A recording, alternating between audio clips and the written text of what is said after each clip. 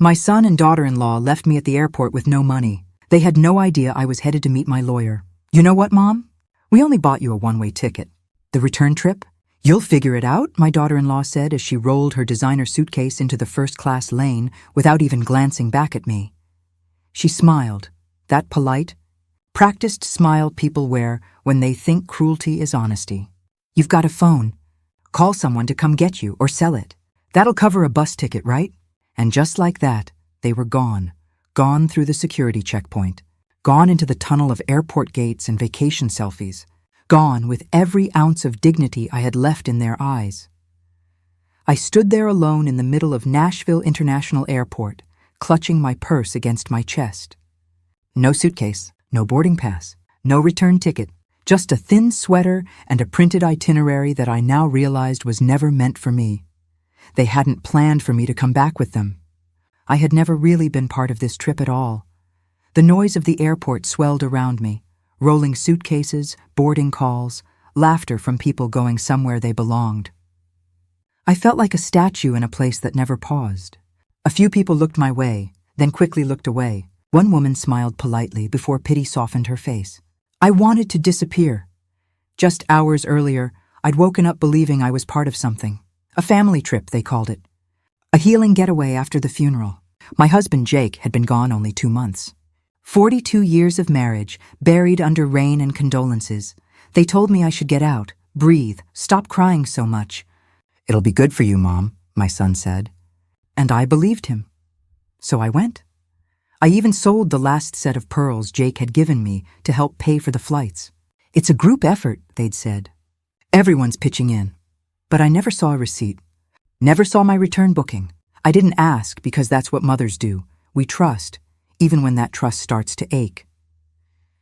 At check-in, I noticed Tanya's mother's bag had a priority tag. First-class ticket. So did Tanya and my son Mark. I assumed we'd be sitting apart. Tanya smiled and said, "We'll come check on you after takeoff." But when I handed my boarding pass to the attendant, she frowned. "Sorry, ma'am. This ticket shows as void, and there's no return flight under your name." I laughed softly at first. There had to be a mistake. But when I turned to call out to them, I saw only their backs, walking away. I followed them toward security, holding my little folder of travel papers like a lifeline. That's when Tanya turned, sighed, and said it, almost bored. "You know what, Mom? We only bought you a one-way ticket. The return trip? You'll figure it out." Her tone was so casual it didn't even register at first.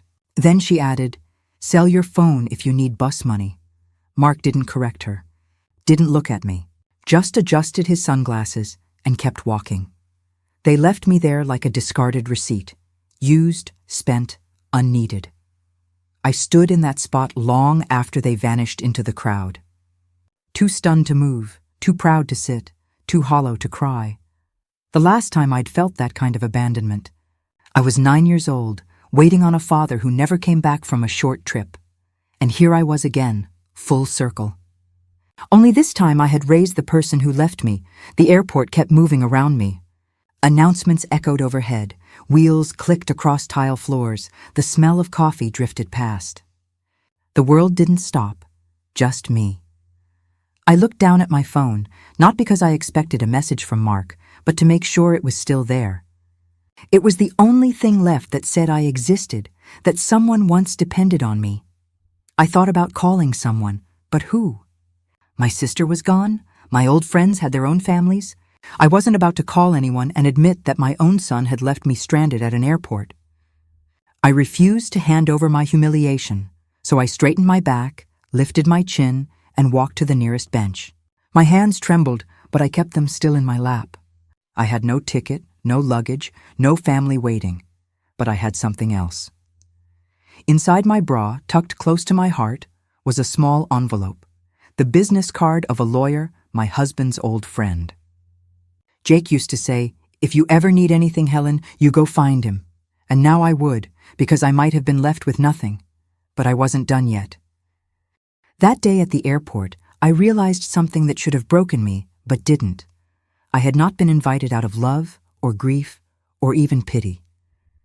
I had been included out of convenience. They wanted my money, not my company. and I had been too desperate for belonging to see it. There is a particular kind of silence that falls when you realize you were never part of the plan. Not forgotten. Forgetting is an accident. This was deliberate, considered, chosen. It happened at the airline counter. "Ma'am, I'm sorry," the attendant said gently, fingers tapping the keyboard. "There's no return flight booked under your name." I blinked. "I'm with my son's family, Brooks." "The reservation should be under Brooks," she checked again, her frown deepening. "I do see a Brooks family group, but the return tickets are only for 6 passengers. You're not listed." Her voice softened. That kind of trained empathy you hear from people who've seen too many small heartbreaks in a day. The kind that says, "I'm sorry your life just cracked open, but I still have to move the line along." I felt my throat tighten. There must be a mistake. She offered to help me purchase another ticket. I didn't respond. I turned slowly and spotted Mark and Tanya near a coffee stand, laughing at something on her phone. The sight of them, carefree, at ease, made something inside me go very still. I walked over, holding the damp itinerary in my trembling hand. "Mark," I said softly, "the agent says I don't have a return ticket. Can you check yours?" He glanced up, his eyes darting nervously before he forced a smile. "Oh, right. Yeah," he muttered, scratching his neck. "We figured you might want to stay a little longer. You know, enjoy some peace and quiet," my voice cracked. "What?" Tanya chimed in, her tone practiced and cold. "No pretense, Helen. We only bought you a one-way ticket. Flights are expensive, and let's be honest, you've got plenty of time. You're retired, right?" I stared at her. "I thought this was a round trip."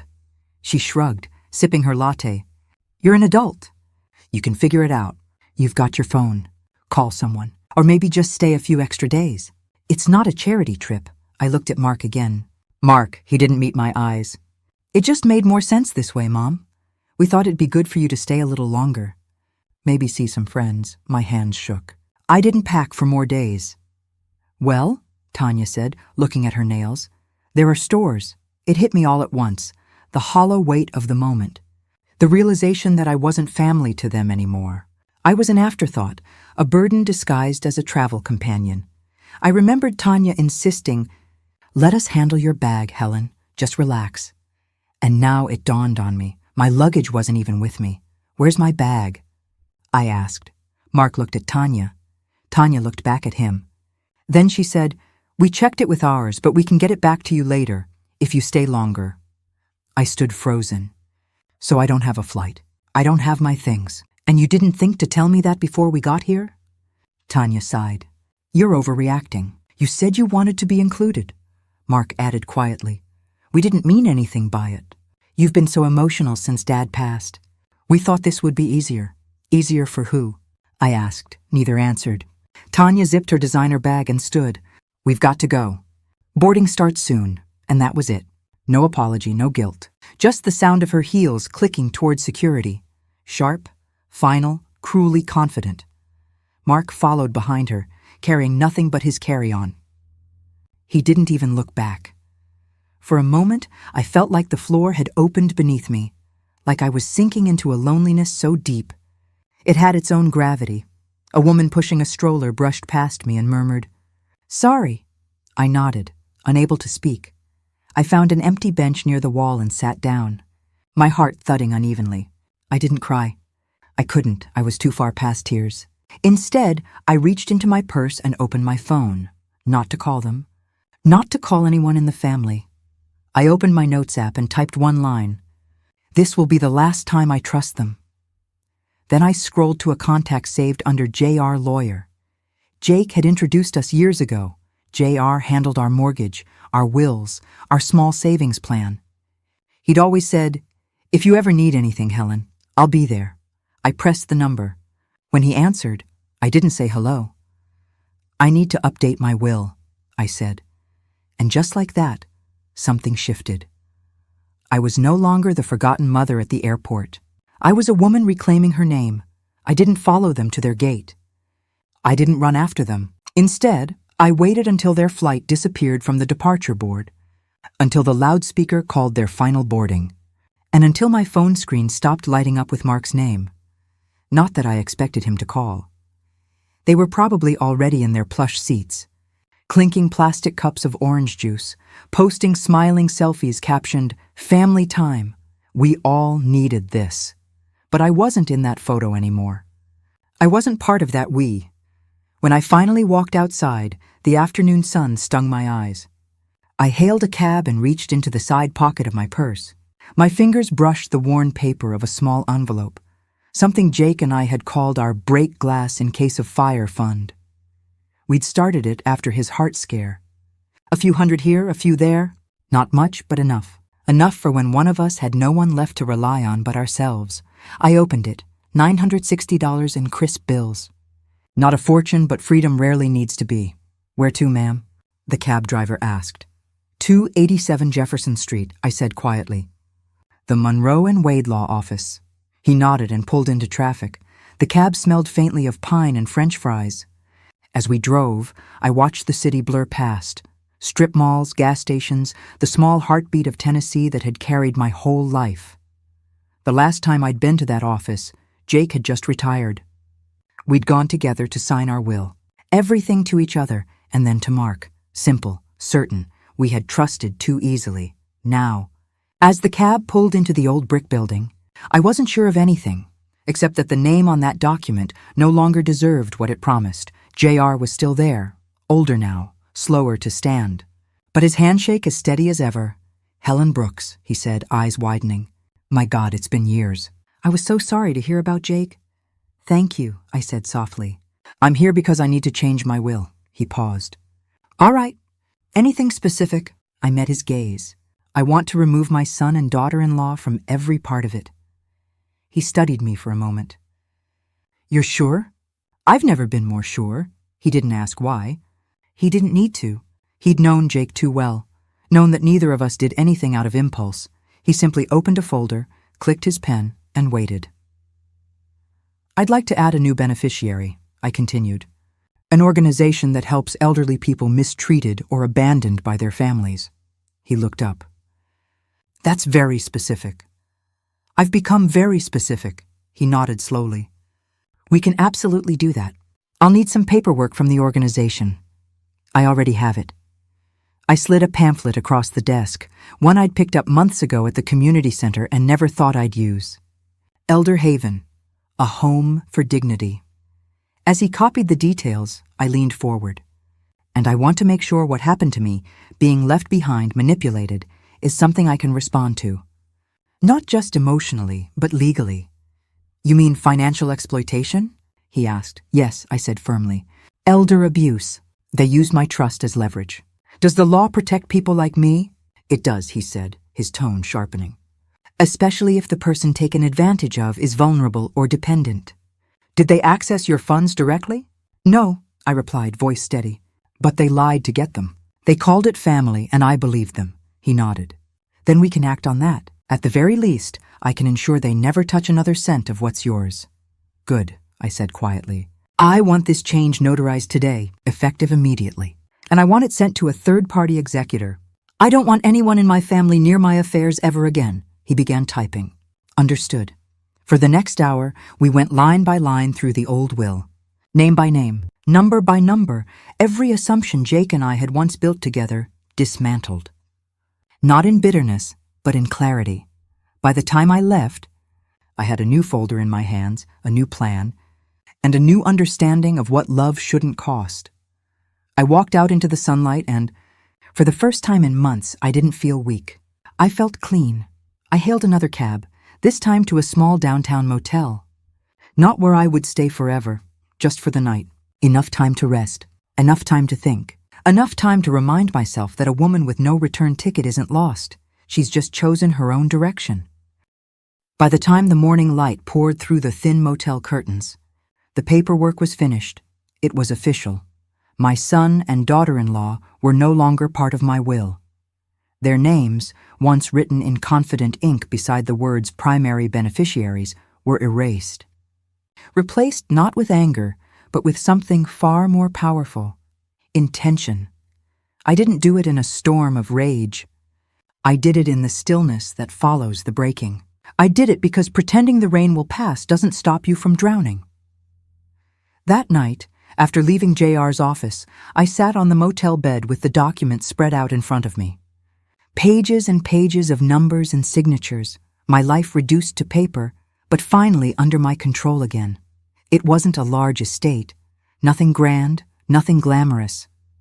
But it was mine.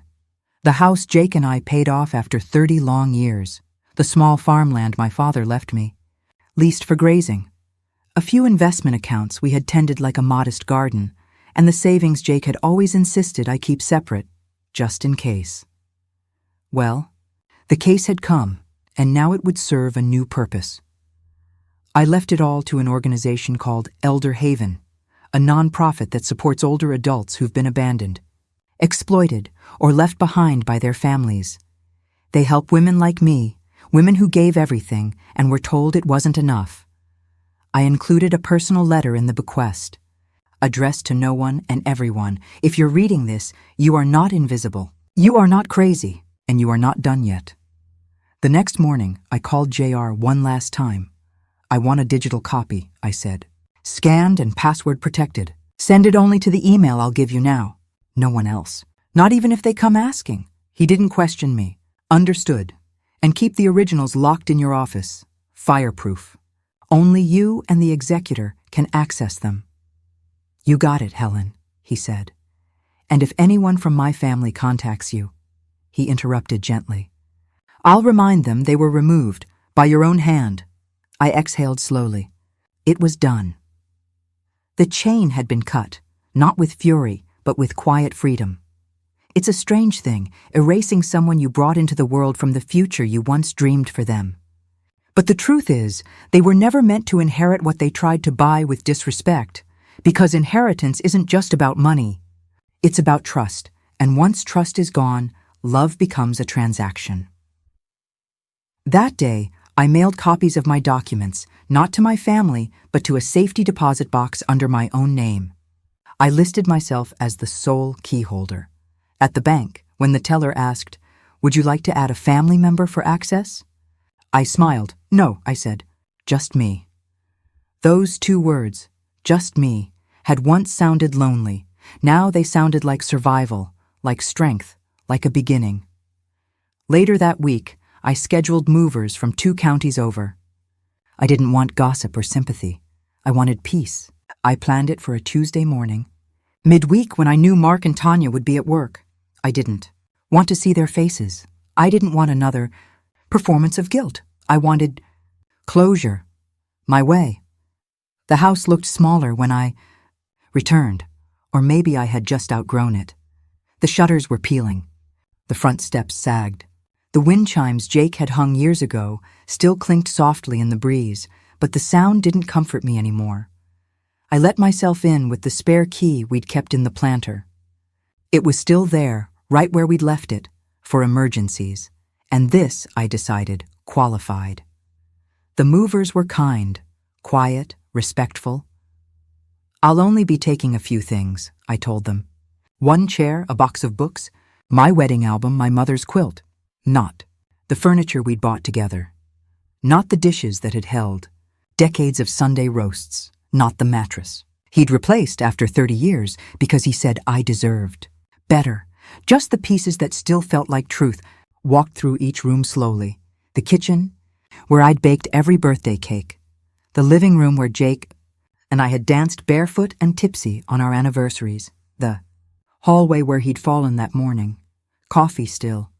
Warm in his hand, I didn't cry. I'd already cried enough to last a lifetime. I left the keys in a sealed envelope on the kitchen counter, along with a short note. Don't call. Don't ask. I am exactly where I want to be. Then I walked out the door and didn't look back. The drive to my new home took less than 2 hours, but it felt like crossing into another lifetime. A modest sign out front read, Willow Grove, independent living for seniors with dignity. I remembered touring it once with Jake years ago. He'd grinned and said, "Maybe one day, if they have good pudding." Willow Grove had more than pudding. It had sunlight streaming through wide windows. It smelled of lemon and lavender instead of disinfectant. There was soft jazz playing in the common room. and people who looked up when you walked in. Really looked. "Welcome. Mrs. Brooks," the woman at the desk said warmly. "We've been expecting you." It was the first time in months someone had said my name like it mattered. My new apartment was a cozy corner unit overlooking the courtyard. My boxes were already there. My favorite chair sat by the window. On the table, a welcome basket waited. Jam, crackers, and a handwritten note from the director. "Thank you for helping us make this place possible. Now it's yours too." What they didn't know, what Mark and Tanya would never know, was that Willow Grove had been partly funded by my donation through Elder Haven. My estate hadn't just changed hands. It had started a quiet revolution. I had built myself a place where I would never again be forgotten, where I wasn't a burden, a wallet, or a shadow in someone else's home, where I was simply Helen. In the days that followed, I settled in. I joined the afternoon book circle, met a retired teacher named Helen, yes, another Helen, who made me laugh so hard I spilled coffee on my blouse. I started watercolor classes on Thursdays. I even signed up to lead a workshop on letter writing, something Jake and I used to do together every Sunday, every evening at 5 p.m. Someone knocked on my door and said, "Dinner's ready." Helen. Not because they wanted something, but because they wanted me there. There was a seat with my name on it. And for the first time in a long time, I sat down without hesitation. 6 months passed. 6 months of peace. 6 months of morning coffee in the sunroom, of watercolor birds drying on my table, of hearing my name spoken with warmth and never followed by a sigh. And then, one day, the notification came, the one I had quietly marked in red on my private calendar. Notification sent. That morning, JR emailed me just one line. "Letters have been delivered." I didn't reply. I didn't need to.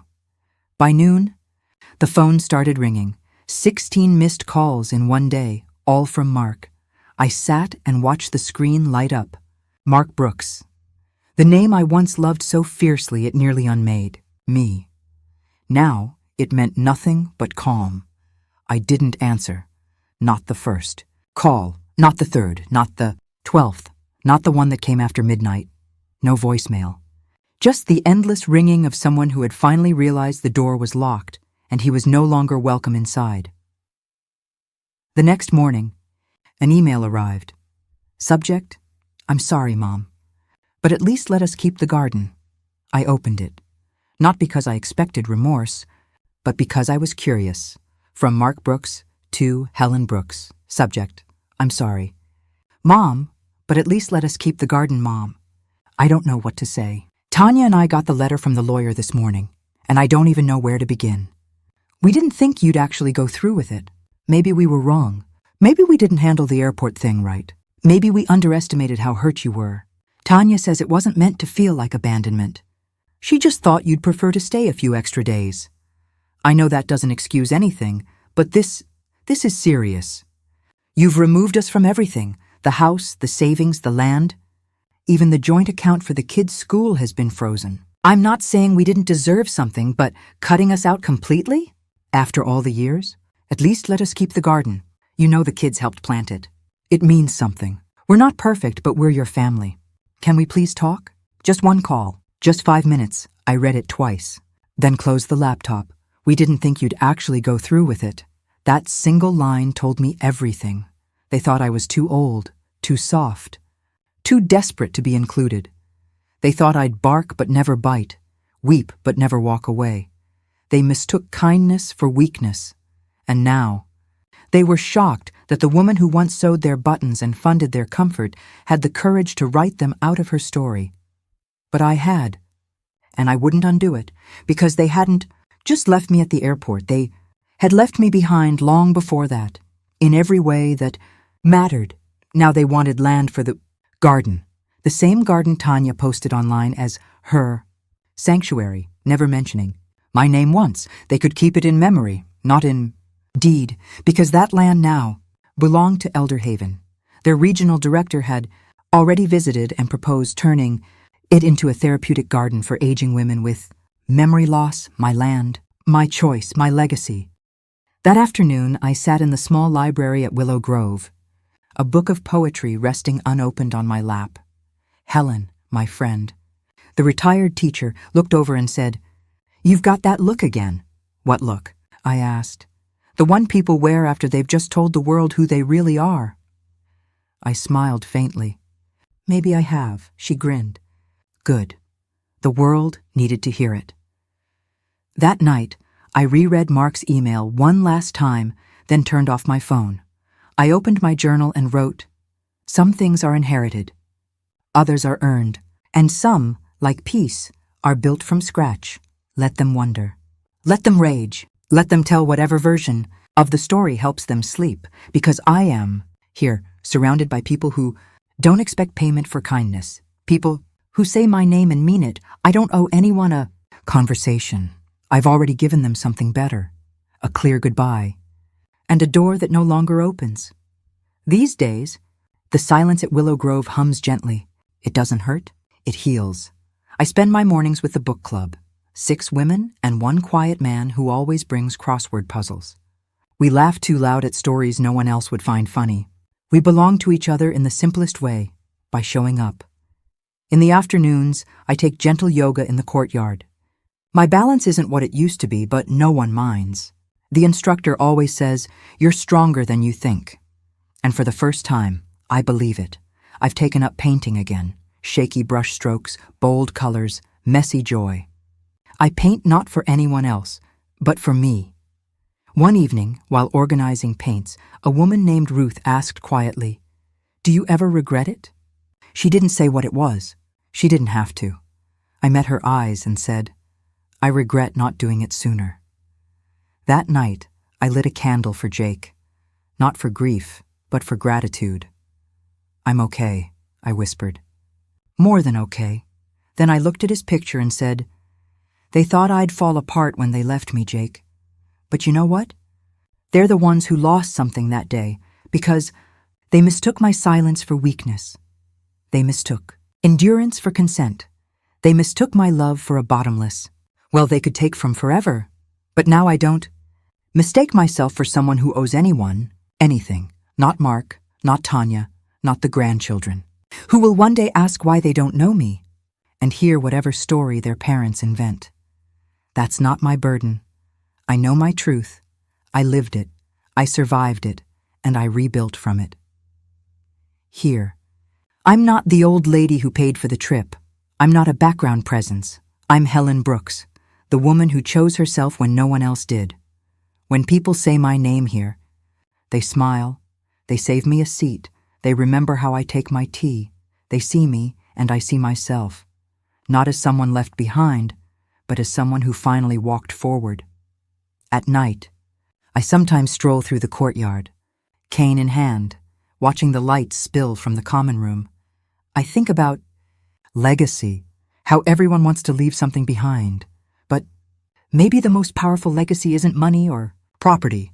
It's the right to rewrite your own ending. I did that. I tore up the old script and started again. I built a new family, chosen, cherished, present. And when I blow out the candle each night, I whisper, I chose peace. I chose myself. I chose a new beginning. And I sleep knowing no one will ever leave me at the gate again.